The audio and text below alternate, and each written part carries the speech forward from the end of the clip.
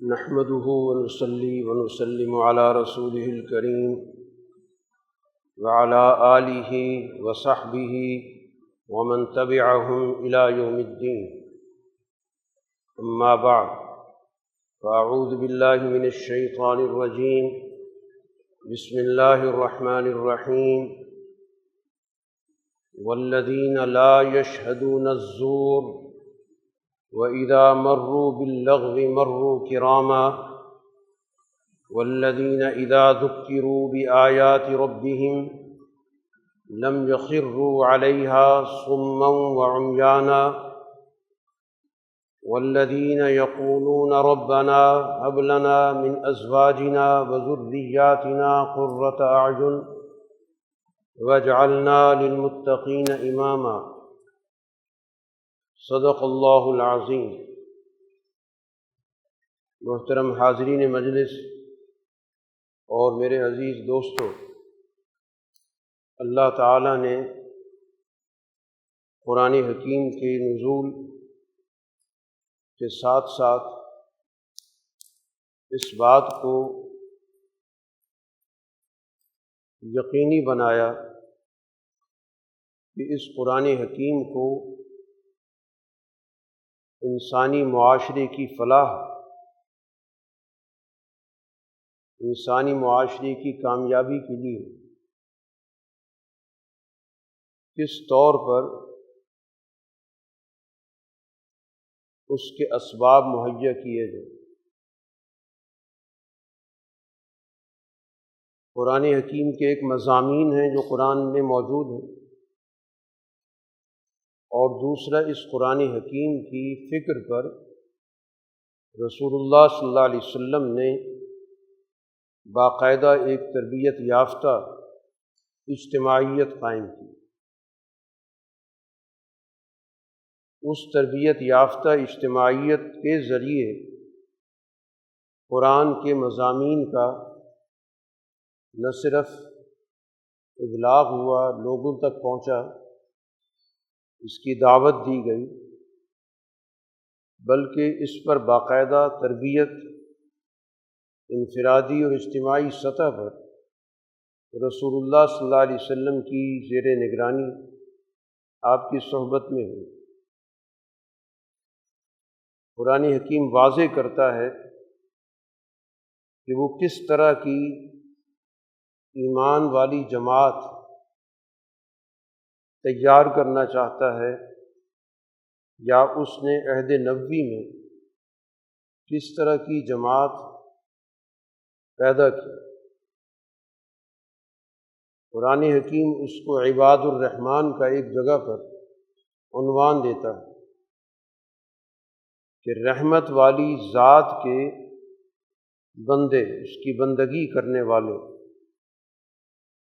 جو اس دنیا میں کسی اور کی بندگی کرنے کا انکار کرتے ہیں،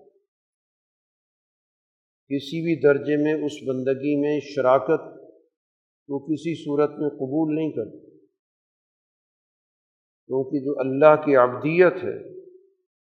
اللہ کی بندگی ہے، اللہ کی سچی اطاعت ہے،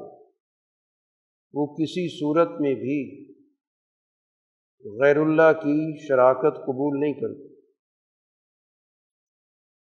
اللہ کی بندگی 100% مطلوب ہوتی ہے. اگر وہ بندگی 100% نہیں ہے تو وہ بالکل نہیں.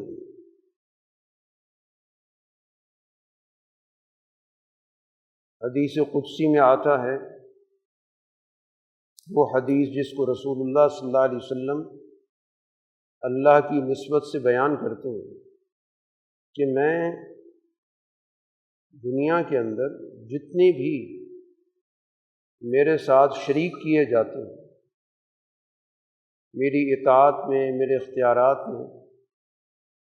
میں ان سب شرکاء سے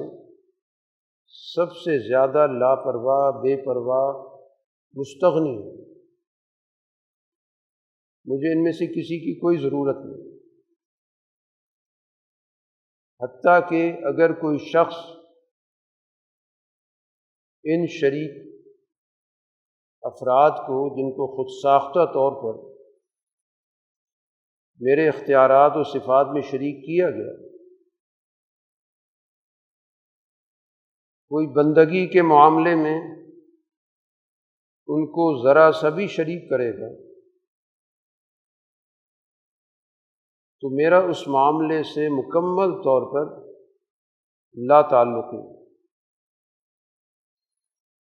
یعنی اس طرح نہیں ہوگا کہ اس میں کوئی فیصد ہی نکالی جائے کہ یہ شخص 80% تو اللہ کا بندہ ہے اور 20% کسی اور کا بندہ ہے، یہ تقسیم نہیں ہو سکتی۔ بندگی ہوگی تو 100% ہوگی، اور جو ہی اس میں کسی درجے میں بھی شراکت آ گئی تو وہ بندگی ختم ہے۔ تو اللہ تعالیٰ نے اس معاملے میں واضح طور پر کہہ دیا کہ اللہ تعالیٰ کسی بھی صورت میں اپنی صفات کے اعتبار سے، اپنے اختیارات کے اعتبار سے، اپنے ساتھ جڑے ہوئے تقاضوں کے اعتبار سے، کسی بھی حوالے سے وہ شراکت کو قبول نہیں کرتا۔ یہ سب سے بڑا جرم قرار دیا۔ تو اس کا مطلب یہ ہوا کہ عباد الرحمن، اللہ کے بندے، رحمان ذات کے بندے وہی کہلائیں گے کہ جنہوں نے اپنے دلوں سے اور اپنے اعمال سے غیر اللہ کی بندگی کو مکمل طور پہ ختم کر کھرچ دیا ہو، کہ ہم نے زندگی کے کسی بھی شعبے میں کسی اور کی بالادستی، کسی اور کی اطاعت، کسی اور کے سامنے جھکنے کا عمل، کسی اور کی بندگی، اس کی کوئی گنجائش نہیں۔ تو قرآن ایک ایسی اجتماعیت تیار کرتا ہے جس کو عباد الرحمن کا قرآن نے عنوان دیا، اور پھر اس کے بعد ان کی صفات بیان کی کہ ان کے اندر کیا کیا صفات ہوں گی، تو پھر یہ لقب ان کو دیا جائے گا۔ پھر وہ اس بات کا استحقاق رکھیں گے کہ ان کو یہ کہا جائے کہ یہ واقعتاً رحمان کے بندے ہیں۔ کافی تفصیلات قرآن نے ذکر کی، ان کے ذاتی اخلاق، ان کے اجتماعی اخلاق، عبادت کے معاملات، ان کی زندگی میں دوسروں کے ساتھ معاملات کی نوعیت، ان سب چیزوں پر قرآن نے رہنمائی کی۔ انہی صفات میں سے قرآن نے ایک صفت ذکر کی، والذین لا یشہدون الزور، کہ وہ معاشرے میں کسی بھی صورت میں جو جھوٹ ہے، جو مبالغہ آرائی ہے، غلط بیانی ہے، اس کی کسی بھی صورت میں وہ گواہ اور حامی نہیں بنتے، کسی بھی صورت میں اس کے ساتھ ان کا سمجھوتا نہیں ہوتا۔ ان کی طبیعتوں کے اندر صداقت ہوتی ہے، وہ سچائی کو معاشرے کے اندر غالب کرنے والے ہوتے ہیں، ان کی اپنی زندگیوں کے اندر سچائی جھوٹ پر غالب ہوتی ہے، اور نہیں کسی اور کے حق میں وہ جھوٹ کو قبول کرتے۔ ایک ایسی بات جو خلاف حقیقت ہو، بے بنیاد ہو، اس کا عباد الرحمن سے، رحمان کے بندوں سے کوئی تعلق نہیں ہے۔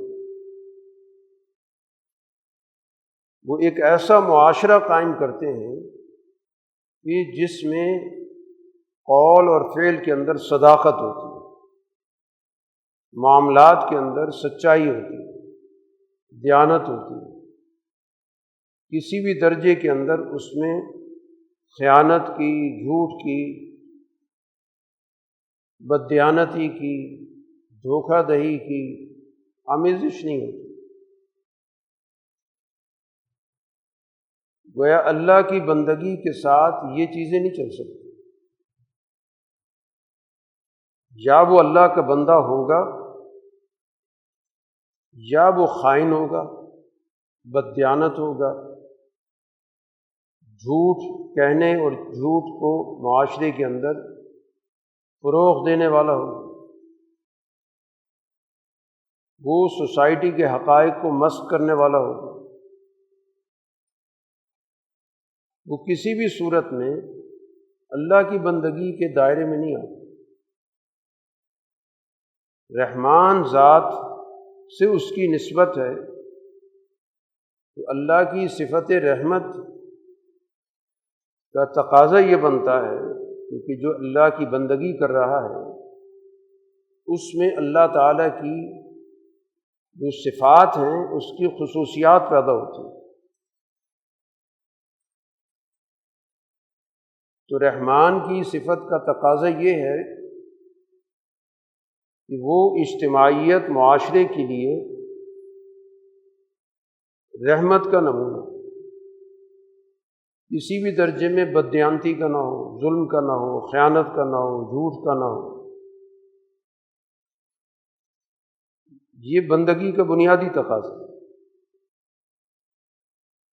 جیسے بندگی کے تقاضوں میں ہم عبادات کو لازمی سمجھتے ہیں،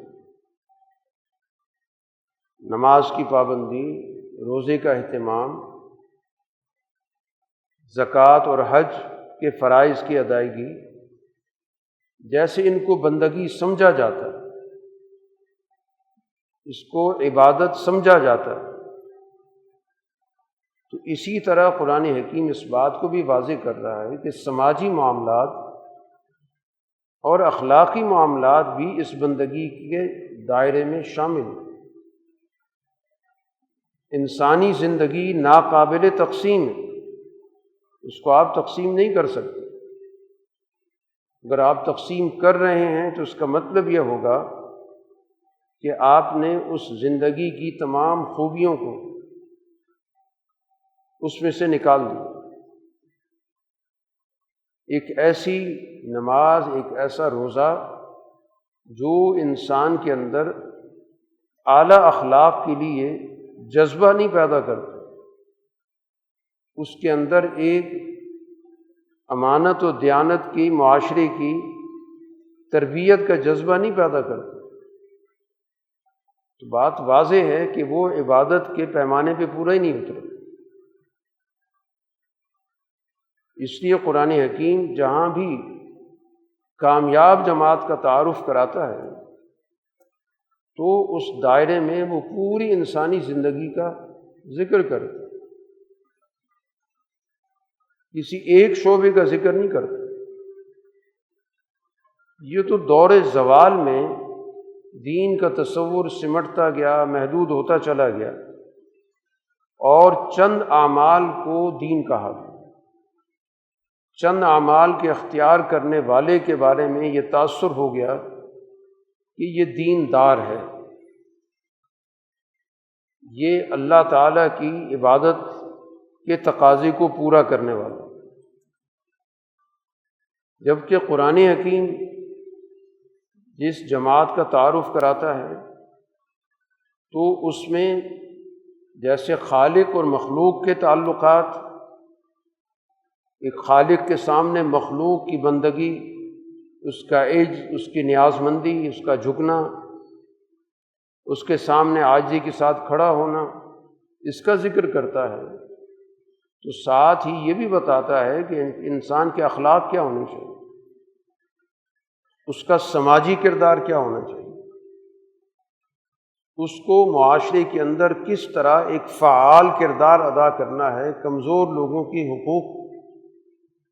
کی بازیابی کے لیے۔ یہ اللہ کی بندگی کا، رحمان کی بندگی کا تقاضا ہے۔ اور اسی جماعت کا کوئی ہے کہ قرآن حکیم نے نمونے کے طور پہ رسول اللہ صلی اللہ علیہ وسلم کی جماعت کو پیش کی کہ عمل کیا ہوا۔ قرآن کی جو ہدایات ہیں، ان ہدایات کے ذریعے کس طرح کا معاشرہ، کس طرح کی جماعت پیدا ہو۔ یہ گویا کہ قرآن کا ایک واضح طور پر پیغام ہے کہ اس کی تعلیمات محض نظری نہیں، زبانی کلامی نہیں، بلکہ اس نے واقعتاً اس دنیا کے اندر قرآن کی ہدایت کے نمونے والی جماعت، اجتماعیت، معاشرہ، سماج، نظام پیدا کیا، اور اس کے ذریعے گویا کہ قرآن کو سمجھا جاتا ہے، اور قرآن کے ذریعے اس کا جائزہ لیا جاتا ہے کہ بنیادی تعلیمات کیا نازل ہوئیں، قرآن کا مطالعہ کریں۔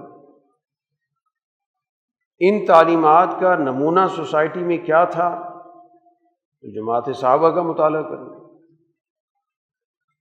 کہ ان کی زندگیوں کے اندر وہ قرآن ہمیں چلتا پھرتا نظر آتا ہے۔ اسی طرح قرآن نے ذکر کیا کہ وَإِذَا مَرُّوا بِاللَّغْوِ مَرُّوا كِرَامًا، کہ ان کی جو مصروفیات ہوتی ہیں بے مقصد نہیں ہوتی، با مقصد ہوتی، ایسے کام جن کا سوسائٹی کو کسی درجے میں کوئی فائدہ نہیں، نہ انسان کو شخصی طور پہ کوئی فائدہ، ان کو قرآن کی زبان میں لغو کہا جاتا ہے، بے مقصد، بے فائدہ، بے نتیجہ مصروفیت، ایسے کام جن کے ذریعے ہمیشہ دین کی اجتماعیت کے راستے میں رکاوٹیں کھڑی کی گئی، ایسے بے مقصد کاموں کے ذریعے، بے مقصد سرگرمیوں کے ذریعے۔ مقصد اس کا یہ ہے کہ قرآنی جماعت اس طرح کی چیزوں میں الجھے اور اپنے بڑے مقصد سے ہٹ کر جزوی کاموں کے اندر اپنے آپ کو مصروف کرے۔ تو جو تربیت یافتہ جماعت ہوتی ہے وہ ہر سرگرمی کا جائزہ لیتی ہے کہ یہ سرگرمی کس قسم کی ہے، مفید ہے یا نقصان دہ ہے، پیداواری ہے، غیر پیداواری ہے، اخلاق کو ترقی دینے والی ہے، اخلاق کو برباد کرنے والی ہے، اجتماعیت کو مضبوط کرنے والی ہے یا اجتماعیت کو توڑنے والی ہے، بد امنی کو فروغ دیتی ہے یا معاشرے میں امن قائم کرتی ہے۔ یہ ایمان والی جماعت کا گویا کہ بنیادی امتحان یہ ہوتا ہے کہ اس کی تربیت تقاضا کرتی ہے کہ وہ مصروفیات کا، سرگرمیوں کا جائزہ لے کر ان سرگرمیوں کو اختیار کرے، ان کا حصہ بنے جس سے سوسائٹی کو مجموعی فائدہ پہنچتا ہے، جس سے کسی کی اخلاقی تربیت ہوتی ہے یا جس سے کسی کو کوئی معاشی اجتماعی فائدہ ہوتا ہے یا جس کے ذریعے معاشرے میں باہمی تعاون کو فروغ ملتا ہے، جس کے ذریعے معاشرے میں لوگوں کے درمیان خیر سگالی کی فضا پیدا ہوتی ہے، جس کے ذریعے لوگوں کی تعلیم میں، علم میں اضافہ ہوتا ہے، نئے حقائق ان کے سامنے کھلتے ہیں۔ یعنی وہ انسانی سوسائٹی کی تعمیر میں وہ سرگرمی کوئی مثبت کردار ادا کرتی ہے تو اس کو وہ اختیار کرتے ہیں، اس کا حصہ بنتے ہیں، اس کی مزاحمت نہیں کرتے۔ لیکن جس سرگرمی کا مقصد معاشرے کے اندر اعلیٰ مقاصد سے ہٹانا ہو، کسی بھی عنوان سے، بے مقصد، بے نتیجہ سرگرمی، غیر پیداواری قسم کی، نہ اس کا اخلاق سے تعلق، نہ اس کا اقتصاد سے کوئی تعلق، تو ایسی سرگرمی میں وہ جماعت نہیں الجھتی۔ وَإِذَا مَرُّوا بِاللَّغْوِ مَرُّوا كِرَامًا، ان سرگرمیوں کے پاس سے جب اس کا گزر ہو تو بہت ہی معزز طریقے سے، باوقار طریقے سے گزر جاتے، ان کی کوئی توجہ نہیں دی، نہ الجھتی بھی نہیں، خواہ مخواہ اس میں بحث مباحثہ کیا جائے، ان کو نظر انداز کرتے۔ کسی بھی برائی کے مقابلے کے کئی طریقے ہوتے ہیں۔ اگر معاشرے کے اندر سچا نظام غالب نہ ہو تو اب ایسی صورت میں جو بھی قرآنی فکر پر کام کرنے والی اجتماعیت ہوتی ہے، ظاہر وہ قانون تو اپنے ہاتھ میں نہیں لے سکتی، اس کا کام پھر ایسے موقع پر کیا ہے، الجھاؤ نہ پیدا کرے، مرو کرامہ، باوقار طریقے سے اس کو نظر انداز کرے، گزر جائے،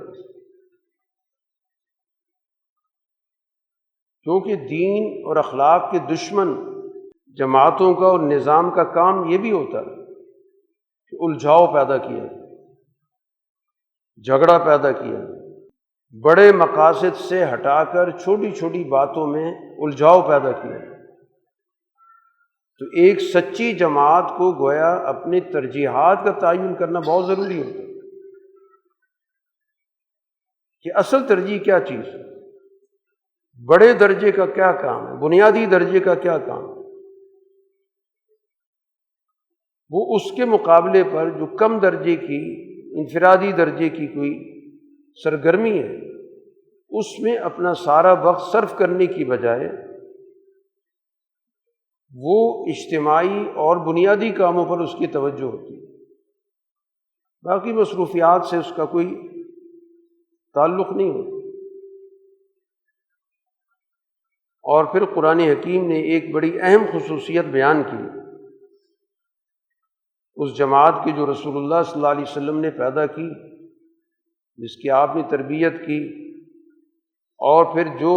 قرآن ہر دور کے اندر چاہتا ہے کہ ایسی اجتماعیت کا ہونا ضروری ہے، یہ اس معاشرے پر لازم ہے، فرض ہے۔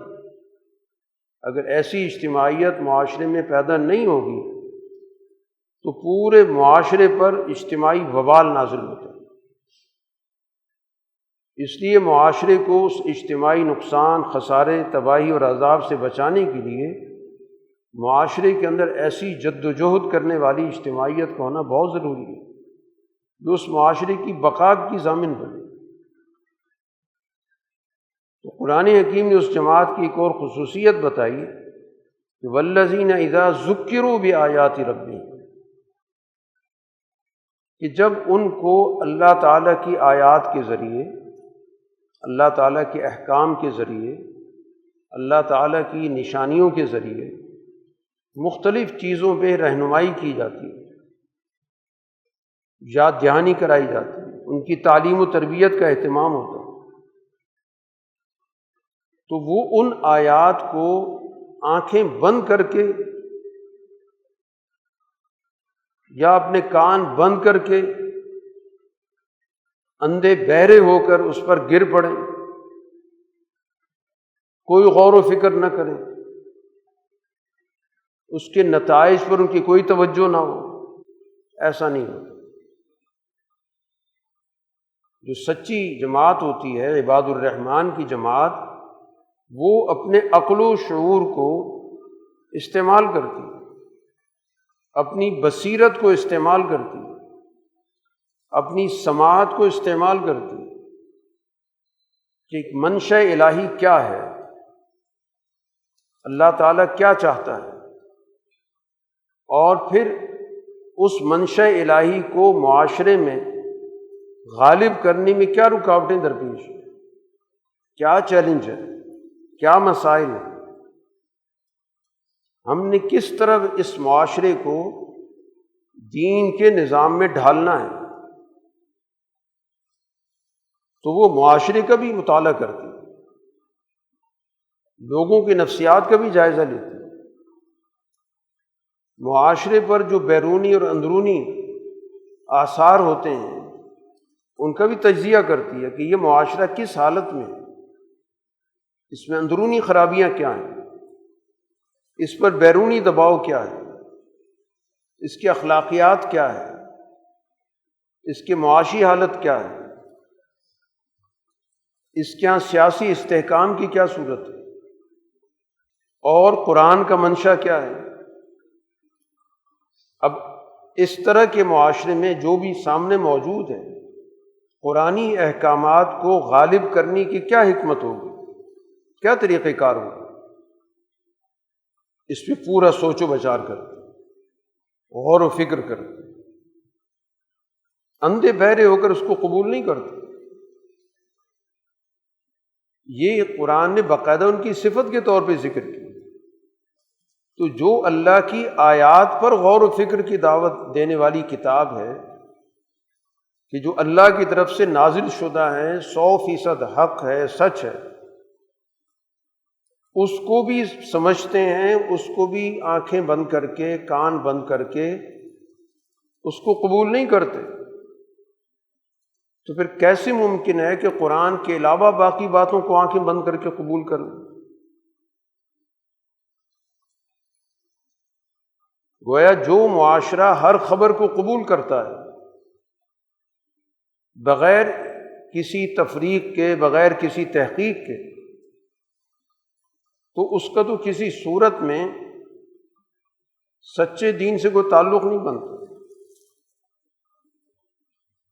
سچا دین تو اپنی ایمان والی جماعت کو کہہ رہا ہے کہ اللہ کی آیات کو بھی کان کھول کے سنو اور اپنی آنکھوں کو استعمال کرو، عقل کو استعمال کرو، بصیرت کو کام میں لاؤ، غور و فکر کرو کہ کیا پیغام آیا۔ تو وہ جماعت کس صورت میں ادھر ادھر کی باتوں کو قبول کر سکتی ہے؟ جیسے آج کے دور کے اندر ساری ہماری جو معلومات ہیں، ان کے جو ذرائع ہیں، وہ ذرائع انسانی ذہنوں پر حملہ آور ہے۔ ان ذرائع سے پہنچنے والی جو بھی خبر ہے یا ان کے ذریعے دکھائی جانے والی جو بھی اطلاع ہے، تو اس کی جانچ پرکھ کتنی ضروری ہوگی۔ جو قرآن اپنی آیات کے بارے میں جانچ پرکھ کی دعوت دے رہا ہے، تو اس قرآن کی تو بنیادی دعوت ہی ہے کہ کسی کی بات بھی قابل قبول نہیں ہوگی جب تک کہ اس کا جائزہ نہیں لیا جائے گا، اس کا پس منظر نہیں سمجھا جائے گا، کہنے والے کو نہیں دیکھا جائے گا، کس موقع پر کہہ رہا ہے، اس کا ماضی کیا ہے، اس کے مفادات کیا ہیں، اس کی ترجیحات کیا ہیں۔ باتوں کی خوبصورتی پر جانا یہ تو کوئی عقل کی بات نہیں۔ اصل چیز تو ہے کہ ان چیزوں کے پیچھے حقائق کیا ہیں، اس کا جائزہ لینا بہت ضروری ہے۔ اور ایمان والی جماعت اس چیز کا اہتمام کرتی ہے۔ اس لیے قرآن حکیم 20 جگہوں پر اپنی آیات کے بارے میں ذکر کرتا ہے کہ یہ آیات اولو الالباب کے لیے، اہل عقل کے لیے، سوجھ بوجھ سمجھ رکھنے والوں کے لیے، باشعور لوگوں کے لیے۔ قرآن کا جو مخاطب اول ہے وہ معاشرے کا باشعور سوچنے والا طبقہ، اور وہ سوچ پیدا کرتا، وہ ان کو تقلید سے نکال کر بصیرت کی طرف لاتا۔ وہ کسی بھی بات کے بارے میں اس کی حوصلہ افزائی ہی نہیں کرتا کہ اس کو بغیر کسی جانچ پرکھ کے قبول کر لیا۔ یہ قرآن حکیم نے باقاعدہ ایک صفت کے طور پہ ذکر کیا۔ اسی وجہ سے قرآن حکیم جب نازل ہوتا ہے رسول اللہ صلی اللہ علیہ وسلم کے عہد میں، تو اس نے اس معاشرے میں کس لیے ہلچل پیدا کر دی، کیا وجہ ہوئی کہ اس معاشرے کے وہ لوگ جن کے سوسائٹی کے اندر مفادات تھے، وہ ان آیات کو سنتے ہیں اور وہ سمجھ رہے ہیں کہ یہ آیات در حقیقت ہمارے اس پورے مفاداتی نظام کو الٹنے والی۔ تمام آیات ان کے اندر ایک پیغام موجود ہے، ایک نیا معاشرہ بنانے کی، ایک نیا سماج کھڑا کرنے کی۔ عتبہ بن ربیعہ ایک بڑا سردار تھا مکہ کے اندر، وہ رسول اللہ صلی اللہ علیہ وسلم کے پاس اس کو بھیجا گیا قریش کے سرداروں کی طرف سے کہ رسول اللہ صلی اللہ علیہ وسلم سے کچھ مذاکرات کرو، کوئی درمیانہ راستہ نکالو۔ تو اس نے اپنی دانست میں، اپنی سمجھ میں اپنا ایک خیالی منصوبہ بنایا کہ میں ان باتوں پہ رسول اللہ صلی اللہ علیہ وسلم سے گفتگو کروں۔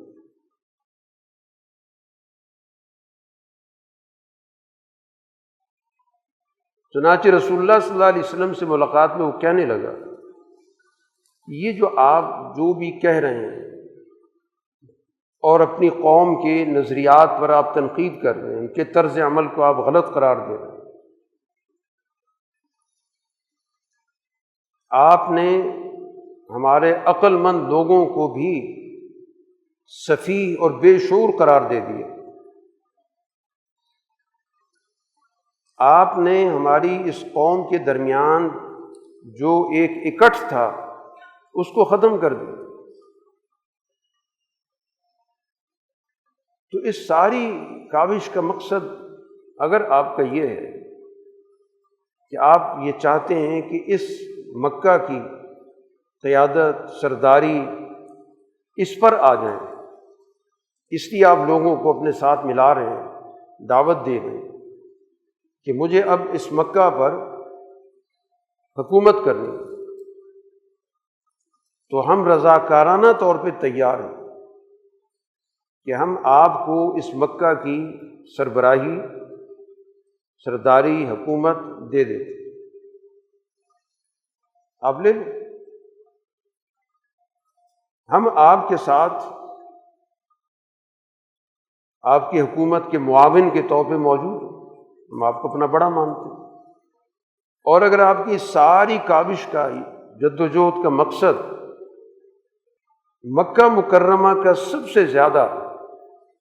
باحیثیت، مالدار تاجر بننے کا مقصد ہے، کیونکہ رسول اللہ صلی اللہ علیہ وسلم نے بھی ظاہر ہے کہ تجارت کی، اور تجارت کے پیشے میں آپ رہے، حتیٰ کہ بعثت کے بعد بھی آپ نے تجارتی سرگرمیوں میں اپنا پیسہ دیا، حتیٰ کہ ایک روایت کے مطابق رسول اللہ صلی اللہ علیہ وسلم نے ایک تجارتی معاملہ ابو سفیان کے ساتھ بھی کیا، مشترکہ کاروبار، اور حضور صلی اللہ علیہ وسلم کی جو تجارتی فہم تھا، تجارتی صلاحیت تھی، وہ بڑے کامیاب تاجر والی تھی۔ جتنے بھی آپ کی سرگرمیاں رہی ہیں ان سب کے اندر حضور صلی اللہ علیہ وسلم نے کامیاب تجارت کی، فائدے والی تجارت کی، نفع والی تجارت کی۔ تو اس نے کہا کہ اگر آپ اس سارے عمل کے ذریعے اس مکہ کی سب سے زیادہ باحیثیت متمول شخصیت بننا چاہتے ہیں تو اس میں بھی ہم آپ کے ساتھ پورا تعاون کرنے کے لیے تیار ہیں، ہم آپ کو اپنے وسائل کے اندر آپ کا حصہ مقرر کرنے کے لیے تیار ہیں کہ جو بھی کاروبار جو بھی کر رہا ہے آپ ہر کاروبار کے گویا کے پارٹنر ہوں، حصے دار ہوں، اور اگر خدا نخواستہ آپ محسوس کرتے ہیں کہ آپ کی طبیعت خراب ہے، آپ پر کسی کا اثر ہو گیا، تو ہم سب مل کے آپ کے علاج معالجے کے لیے بھی تیار ہیں، جہاں بھی جانا پڑا، جس کو بھی بلانا پڑا۔ تو اس نے اپنی طرف سے پوری ہمدردی جتا کر یہ ساری گفتگو کی۔ رسول اللہ صلی اللہ علیہ وسلم نے اس کے سامنے قرآن حکیم کی آیات پڑھی، جو قرآن حکیم کی سورت ہے جس کو حامیم سجدہ کہا جاتا ہے یا سورہ فصلت کہا جاتا ہے، اس کی ابتدائی آیات پڑھی۔ حامیم تنزیل من الرحمن الرحیم، یہ اللہ کا پیغام نازل ہو رہا ہے اللہ تعالیٰ کی دو صفات کا یہ مظہر، رحمان اور رحیم۔ یہ کتاب دنیا کے اندر رحمت کا معاشرہ پیدا کرنے کے لیے نازل ہوئی، رحمت دونوں حوالوں سے، کہ ایک طرف اس سوسائٹی کو وہ کمال کی طرف لے کے جانا چاہتی ہے، ترقی کی طرف لے کے جانا چاہتی ہے، اور دوسری طرف اس سوسائٹی کے لوگوں کے درمیان جو باہمی تعلقات ہیں ان کو رحمت کے اصول پہ استوار کرنا چاہیے۔ یہ اللہ کی دو صفات کا یہ بنیادی مقصد ہے۔ کتاب فصلت آیات، یہ وہ کتاب ہے جس کی آیات کے اندر بڑی تفصیل ہے، واضح آیات، ایسی آیات نہیں ہے کہ جس کے اندر کوئی ابہام ہو،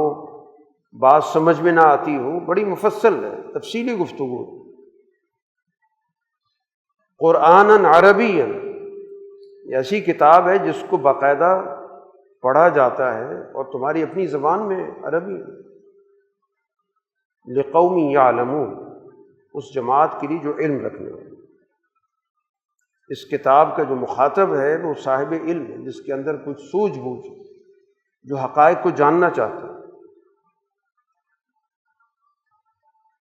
اور یہ کتاب بشیرم و نذیرہ، جو اس کتاب کے مشن کو، اس کے مقصد کو قبول کر رہا ہے، اس کو یہ مستقبل کی کامیابی کی اطلاع دے رہی ہے، خوشخبری دے رہی ہے۔ اور یہ کتاب نذیر بھی ہے، جو اس راستے میں رکاوٹ بن رہا ہے تو قرآن بتا رہا ہے کہ اس کا انجام بہت برا ہوگا۔ کسی بھی صورت میں قرآن ان لوگوں کو قابل معافی نہیں سمجھتا، اور ساتھ ہی اس وقت کی جو صورتحال ہے وہ بھی بتا دی، فَأَعْرَضَ أَكْثَرُهُمْ فَهُمْ لَا يَسْمَعُونَ، اکثریت اس سے منہ موڑ رہی ہے، وہ نہیں سن رہی، اس پہ غور نہیں کر رہی۔ اور اس کا دعویٰ کیا ہے کہ ہمارے دل بڑے محفوظ ہیں، ہمارے دلوں پہ پردے چڑھے ہوئے ہیں، آپ جتنی مرضی دعوت دیتے ہیں، ہم نے اپنے دلوں کو ہر قسم کی دعوت سے محفوظ کر لیا، ہم نے سوچنا ہی نہیں،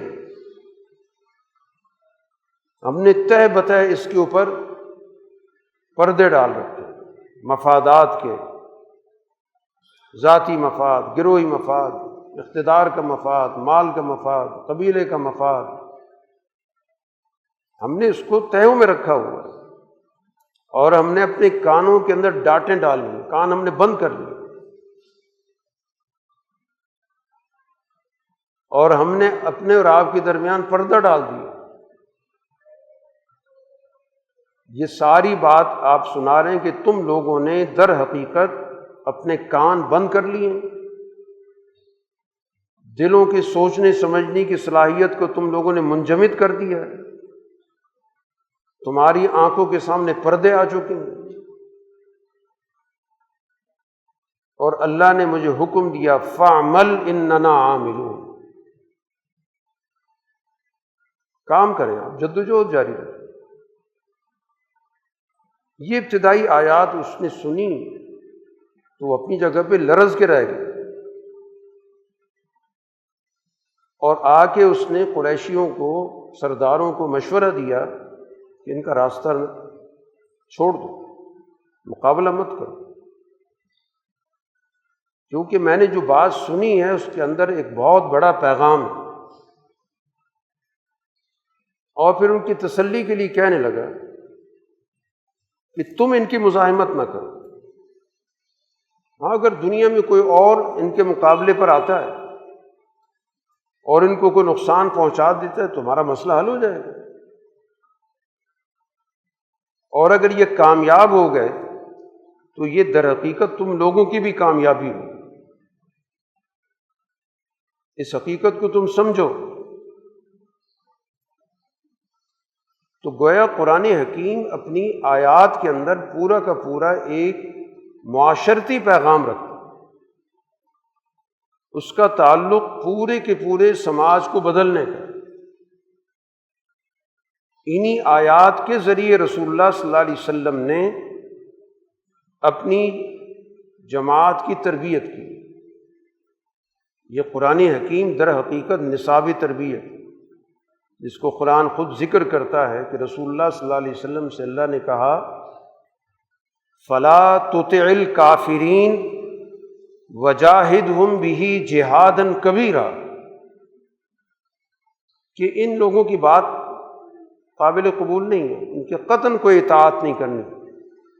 بلکہ اس قرآن کے ذریعے ان کے خلاف ایک بڑی جد و جہد کریں، قرآن کے ذریعے جہاد بالقرآن۔ یہ قرآن در حقیقت اس معاشرے کی پوری کایا پلٹنے آیا ہے،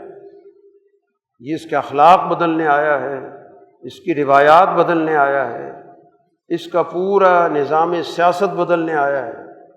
معاشرت بدلنے آیا ہے، لوگوں کے روزمرہ کی زندگی کے اندر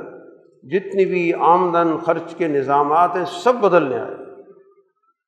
اس کا تعلق زندگی کے سب شعبوں سے۔ یہ صرف کوئی مابعد طبیعاتی کتاب نہیں ہے کہ اس کے نتائج دنیا میں نہ ہوں اور یہ کہے کہ دنیا کے بعد اس کے نتائج نکلیں گے،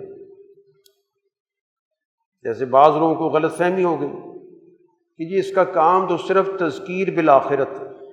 یہ صرف لوگوں کو آخرت کے بارے میں یاد دہانی کرا رہا ہے کہ اپنی آخرت ٹھیک کر لیں، اور اس کو دنیا کے نظام سے، دنیا کے اخلاق سے، دنیا کے مد و جزر سے اس کا کوئی تعلق نہیں۔ تو قرآن حکیم تو اس کی تردید کر رہا ہے۔ قرآن نے سب سے پہلے نتائج دنیا میں پیدا کیے، اور ان چیزوں کو قرآن نے اپنی سچائی کی دلیل کے طور پر پیش کی۔ قرآن ذکر کرتا ہے هو الذی ایدک بنصرہ وبالمؤمنین، اللہ تعالیٰ نے آپ کی تائید کی۔ قرآن رسول اللہ صلی اللہ علیہ وسلم کو مخاطب کر کے کہہ رہا ہے کہ اللہ تعالیٰ نے آپ کے ہاتھ مضبوط کیے دو چیزوں سے، بنصرہ اپنی مدد کے ذریعے، اللہ نے اپنی مدد بھیجی، آپ کے قلب کو مضبوط کیا، مختلف موقعوں پہ ملائکہ کا نزول ہوا، اور عالم اسباب کے اندر وبالمؤمنین آپ کو ایمان والی جماعت دے دی، آپ کی تائید بالمؤمنین ہوئی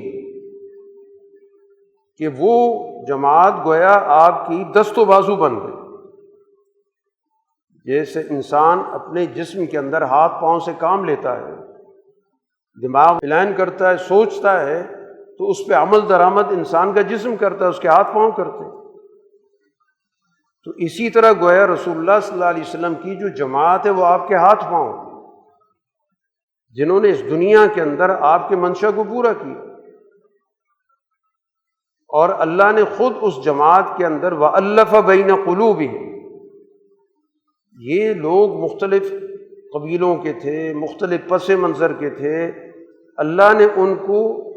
اس طرح آپس میں ایک دوسرے کے ساتھ ہم آہنگ کر دیا، ان کے دلوں کو جوڑ دیا، جو اس دور کے ماحول کا اگر آپ مطالعہ کریں تو ایک غیر معمولی بات ہے، ایک قبائلی تعصب کا نظام ہے۔ کوئی قبیلہ دوسرے قبیلے کے آدمی کو اپنے برابر سمجھنے کے لیے تیار نہیں، نخوتوں کا مقابلہ ہوتا تھا، تکبر کا مقابلہ ہوتا تھا، قبائلی بالادستی کے بنیاد پر مہینوں سالوں جنگیں چلتی تھیں، صرف اپنی قبائلی بالادستی کے لیے، کسی نظریے کے لیے نہیں۔ اور رسول اللہ صلی اللہ علیہ وسلم نے وہاں سے ان کو نکالا اور ایک اعلیٰ درجے کی ایک فکر، ایک نظریہ دین کے غلبے کا ان کو دیا، اور اس نظریے پر مختلف قبیلے کے لوگوں کو یکجا کر دیا۔ اب ان کی نظروں میں اپنے قبیلے کی، اپنے رشتوں ناتوں کی کوئی حقیقت نہیں رہی، اب ان کا دلی تعلق اپنے ہم عقیدہ، ہم نظریہ آدمی سے پیدا ہو گیا، جس کو رسول اللہ صلی اللہ علیہ وسلم نے باقاعدہ اس کی سماجی شکلیں بھی متعین کی۔ باقاعدہ مکہ مکرمہ کے اندر آپ نے مختلف صحابہ کو آپس میں ایک دوسرے کے ساتھ جوڑا، ان کی یونٹ بنائے، ان کے درمیان مواخات قائم کی۔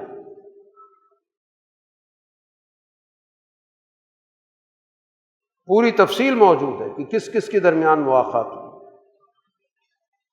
زید بن حارثہ جو ایک آزاد کردہ غلام کی حیثیت ہے، رسول اللہ صلی اللہ علیہ وسلم نے ان کو اپنے چچا حضرت حمزہ کا بھائی بنا دیا۔ ہاشمی ہیں، قریشی ہیں، سردار ہیں، اور اثر و رسوخ رکھنے والے سردار۔ یہ رسول اللہ صلی اللہ علیہ وسلم پر ایمان لائے تو اپنی قبیلے کی حمیت کی وجہ سے لائے، کہ جب رسول اللہ صلی اللہ علیہ وسلم کے ساتھ کسی شخص نے، بلکہ ابو جہل نے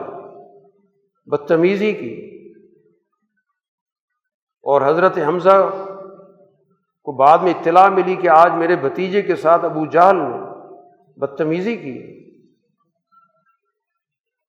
بدزبانی کی، ہاتھ اٹھایا، تو حضرت حمزہ اسی وقت اس کے پاس گئے اور ابو جہل کی پوری طرح خبر لی، اس کی اچھی خاصی ٹھکائی کی، اور کہا تم اس وجہ سے اس کے دشمن بنے ہو کہ وہ تمہیں دعوت دے رہا ہے اللہ کی توحید کی، تو پھر سن لو کہ میں بھی آج اعلان کروں۔ تو ابتداءً تو وہ اپنے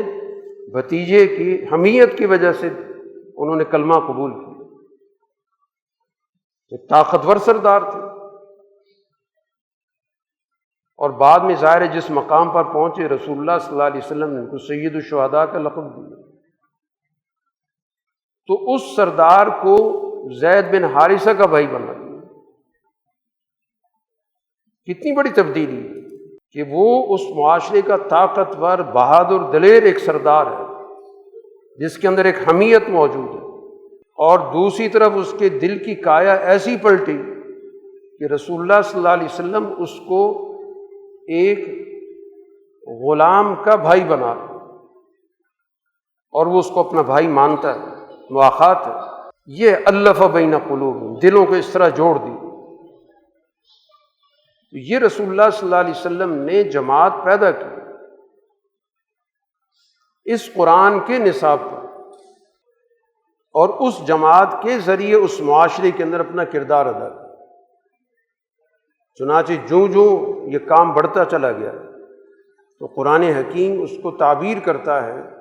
کہ اب یہ دین اپنی جگہ بنا رہا ہے۔ مکہ کے اندر ہی ذکر ہو رہا ہے کہ اولم یروا انا نأتی الارض ننقصها من اطرافها، کیا یہ اس چیز پہ توجہ نہیں دے رہے کہ ہم آہستہ آہستہ زمین ان کے پاؤں کے نیچے سے نکالتے جا رہے ہیں؟ کیونکہ جو شخص مسلمان ہوتا جا رہا ہے تو جس جگہ پہ وہ مسلمان کھڑا ہے وہ زمین تو گئی، کفار کے دائرے سے تو نکل گئی،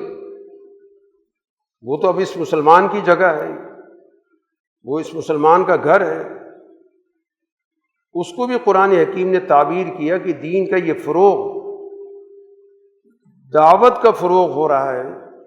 لیکن وہ بھی دلیل کے طور پہ پیش کیا کہ اس کے ذریعے گویا معاشرے کے اندر دین کے غلبے کا راستہ کھل گیا۔ ایسی جماعت گویا کہ قرآن حکیم نے پیدا کی جس کو عباد الرحمن کہا،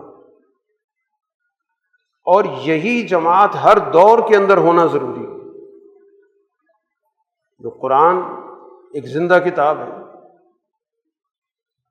جب وہ اول دور کے اندر ایک جماعت پیدا کرتا ہے، یہ قرآن کی تاثیر ہے۔ اس قرآن کے ذریعے ہر دور کے اندر ایسا اجتماع پیدا کرنا ضروری ہے جو سب سے پہلے اپنے اندر اعلیٰ اخلاق پیدا کرے، اعلیٰ درجے کا اس کے اندر شعور ہو، اس کے اندر ایک سماجی وحدت ہو، ایک سماجی طور پر ان کے اندر ایک نظم و ضبط ہو، ان کے اندر اخلاقیات اعلیٰ درجے کی ہوں، زندگی کے ہر شعبے کے اعتبار سے۔ انہی صفات کے اندر قرآن نے ذکر کیا کہ والذین اذا انفقوا لم یسرفوا ولم یقتروا وکان بین ذلک قواما، کہ وہ اپنے وسائل پر پوری طرح کنٹرول رکھتے ہیں، کہ وسائل کو کہاں خرچ کرنا ہے، کتنا خرچ کرنا ہے، اس کے نہ خرچ کرنے کو روک لیتے ہیں، نہ ان کی طبیعتوں کے اندر کوئی بخل موجود ہے کہ جہاں پر بھی اجتماعی مقاصد موجود ہیں، ضروری تقاضے موجود ہیں، خرچ کرتے ہیں اس میں، لیکن ان کو ضائع نہیں کرتے۔ گویا ان کے اندر ایمان یہ صلاحیت پیدا کر رہا ہے کہ تمہارے اندر ہر شعبے کے اعتبار سے ایک اعتدال کی کیفیت آنی چاہیے، ہر چیز میں تمہارا کنٹرول ہونا چاہیے، نظم و ضبط ہونا چاہیے۔ نظم و ضبط یہی ہوتا ہے کہ میرے پاس جو کچھ موجود ہے میرا اس سے کس طرح کا تعلق ہے، میں اس کو ضائع کرتا ہوں یا میں اس کو معاشرے کے لیے استعمال ہی نہیں کرتا۔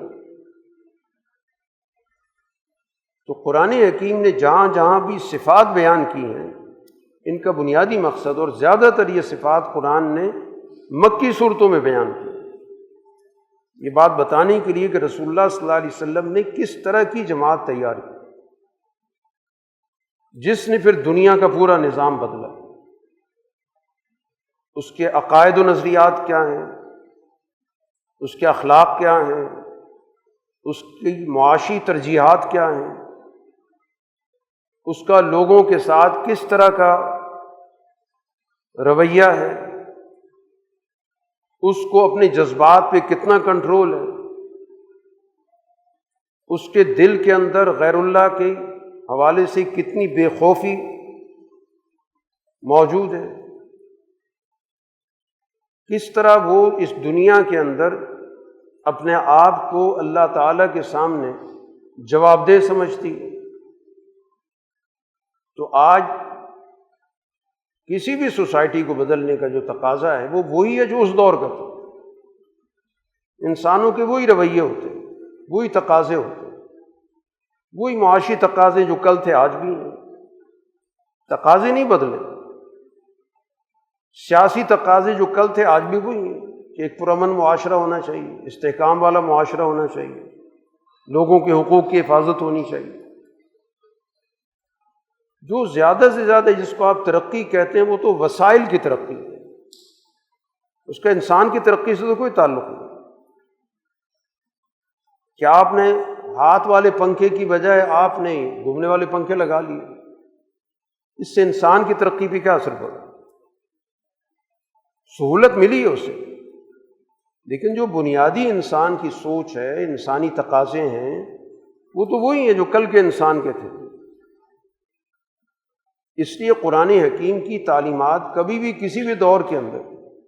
غیر متعلق نہیں ہو سکتی۔ یہ کہہ کے اس پر تبصرہ کیا جائے کہ یہ تو 1400 سال پرانی کتاب ہے، یہ انسان بھی اتنا ہی پرانا ہے، اس سے بھی زیادہ پرانا، اسی طرح کھا پی رہا ہے جیسے کہ آج سے 1000-2000 سال پہلے کا آدمی، اسی طرح اس کو سردی گرمی لگتی جیسے اس کو لگتی تھی، صرف ذرائع ترقی کر گئے، وسائل ترقی کر گئے، لیکن جو انسان کے بنیادی تقاضے ہیں تو وہ تو وہی ہیں۔ اس لیے ان تقاضوں کو قرآن کے تابع کرنا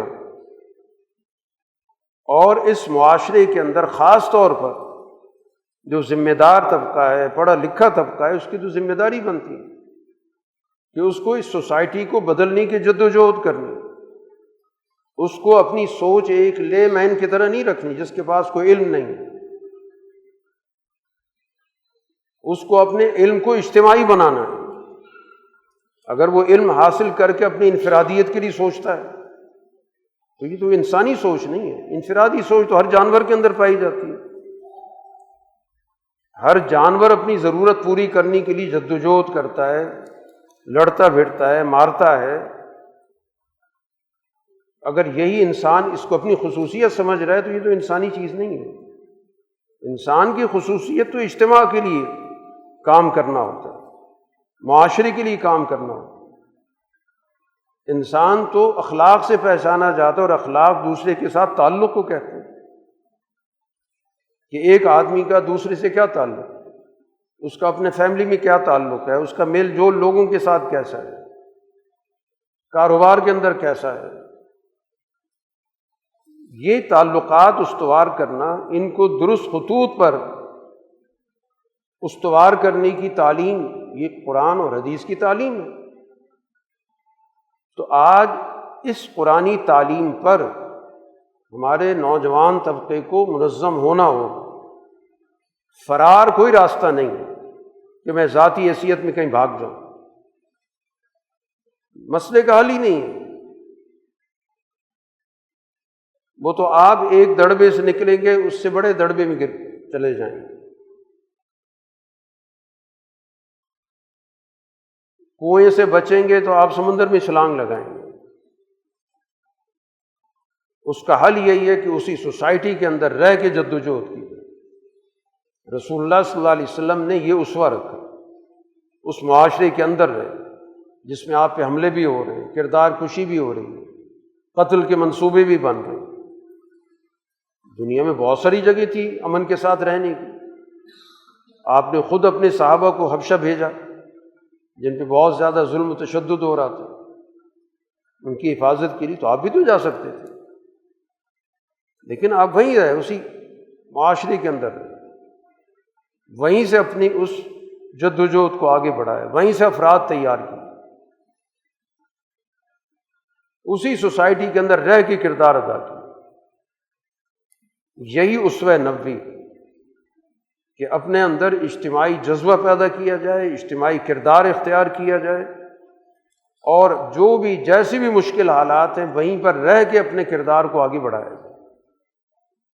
یہ فرار کی جو سوچ ہمیں دی جا رہی ہے، یہ تباہی کی سوچ ہے، کیونکہ انسان صرف کھانے پینے کا نام نہیں ہے، کھانے پینے والا جانور نہیں ہے۔ یہ انسان ایک مکمل اپنا تصور رکھتا ہے، اس کے پاس ایک فکر ہے، اس کے پاس ایک اخلاق ہے، اس کا ایک حال ہے، اس کا ایک مستقبل ہے۔ تمام چیزوں سے مل کے ایک انسان کی شخصیت بنتی ہے۔ صرف ایک پہلو کو مد نظر رکھ کر تمام کو نظر انداز کر دینا تو یہ بہت ہی ادھوری سوچ ہے۔ تو ہمیں دین کی طرف اس طور پہ آنا ہے کہ یہ دین ہماری اس دنیا کے مسائل کا حل کرنے والا ہے۔ اس نے دنیا کی کایا پلٹی، اور اس کے ذریعے پھر ہمیں آخرت کی کامیابی کا راستہ دکھاتا ہے۔ تو قرآن جو جماعت پیدا کرنا چاہتا ہے عباد الرحمن کی، ہمیں اس عباد الرحمن کی صفات کو اختیار کرنا ہے، اس اخلاق کو اختیار کرنا ہے، اس سوچ کو، اس فکر کو، اس جدوجہد کو، اس اجتماعیت کو پیدا کرنا ہے، تاکہ ہم اس کے ذریعے اپنے معاشرے کا رخ درست کر سکیں، اپنے سماج کو صحیح رخ پر ڈال سکیں، اور اس راستے کی جو بھی رکاوٹیں ان کے خلاف جدوجہد کر سکیں۔ کیونکہ ہمارے لیے تو نمونہ اللہ کے نبی اور ان کی جماعت ہے، اور ان کو اللہ کہہ رہا ہے جاہدہم بھی جہادن کبیرہ۔ اس قرآن کے ذریعے ان لوگوں کا آپ مقابلہ کریں، جہاد کبیر، ایک بڑا جہاد ہے، بڑی جدوجہد۔ تو اس قرآن کے ذریعے، اس کے پیغام کے ذریعے، اس کے نظام کے ذریعے، اس کے فکر کے ذریعے، اس کے اخلاق کے ذریعے، اس کے نظام معیشت کے ذریعے، اس کے نظام معاشرت کے ذریعے، اس کے نظام سیاست کے ذریعے، اس کے نظام تربیت کے ذریعے ہمیں اس سوسائٹی کے اندر کردار ادا کرنا ہوگا۔ یہ ہماری ذمہ داری ہے، اور اسی پر ہماری باز پرس ہونی ہے کہ یہ قرآن تمہارے سامنے موجود ہے، اور اس نے نمونے کی جماعت تمہیں دے رکھی، اور اس جماعت کے قائم کردہ نظام پہ دنیا کے اندر 1000 سال تک دنیا کا نظام چلتا رہا ہے۔ اس نے دنیا کی عالمی سیاست میں کردار ادا کیا، دنیا کے بڑے بڑے خطوں کو آپس میں جوڑا ہے۔ ایک زندہ کتاب ہے، اس کی زندہ دعوت ہے، اور زندہ لوگوں کے لیے۔ جو اس کو قبول کرے گا وہ زندہ ہے، نہیں کرتا تو مردہ ہے، چلتا پھرتا مردہ ہے۔